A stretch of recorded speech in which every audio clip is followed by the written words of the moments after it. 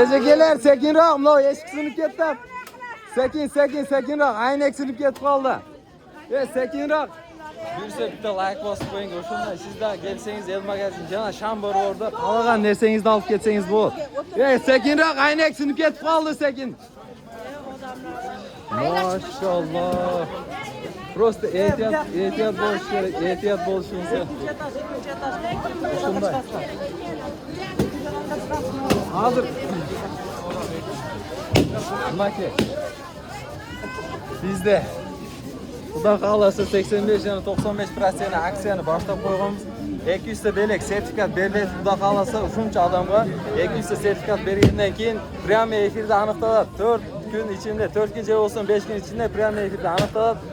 O'sha videoga bir like bosib qo'ying. El magazin har doim sizning jara elning xizmatida. O'chirdi voqea ekan, maşallah. Shuncha odam. Siz kelmagan bo'lsangiz, sizdan sekin aqrin kelsangiz bo'ladi. Biz xizmatdamiz. Tanlov har doim sizda, tanlovdan adashmangiz. Biroq jamoa izchi bo'lib ketdi. Men o'z negizi kassada turishim kerak edi.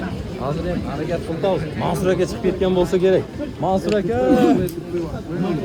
Elim bor ushul yerda, Xudo xolasa. Yengeri sizler daha gelip alıp gelsengizler bu. El magazin, o'ta arzon modada premium kasbada kiyim kechaklarda atayin sizler için alıp kelib qo'yganmiz bor. O'shandan bitta like bosib qo'ying. Odamni qarasangiz, maşallah. Bu yoqdan aka Mansur aka qo'l ko'tarib qo'ying. Mansur aka men o'zimning akam, akalarim, rodnoylar. Naki Abdurash aka, Xudo xolasa. Xudo xolasa elim bor. Xudo xolasa rozi bo'lamiz aka. Ketishamiz Xudo xolasa. Xudo xolasa. Ketadi bormi? Barna jetdi aka. Jetpesi daga bir pul keladi. Belek beriladi, so'zsiz beradi aka. Xudo xolasa. Shuna ma'lumot beramiz. Inshaalloh. Xudo xolasa 51 so'm aksiya aka. Shu qarmagan keyin kecha.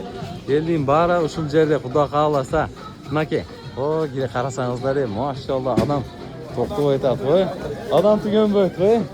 Sirtda dag'i bor ekan, jashqoqda. Tushib ketmay ekan deb qo'rqaman. Ehtiyot bo'ling. Va alaykum assalom, aka. Va alaykum assalom. Kelgiling. Naki sirtda dag'i hayvonchalar meni. Maşallah. Ya'ni sizlar keling ham. Xudo xolasa, tez buyursa, sizning jana elning xizmatindamiz. O'shandan bitta like bosib qo'ying. Biz xizmatimizni buyursam, savdoni boshlaylar. Bismillah deb.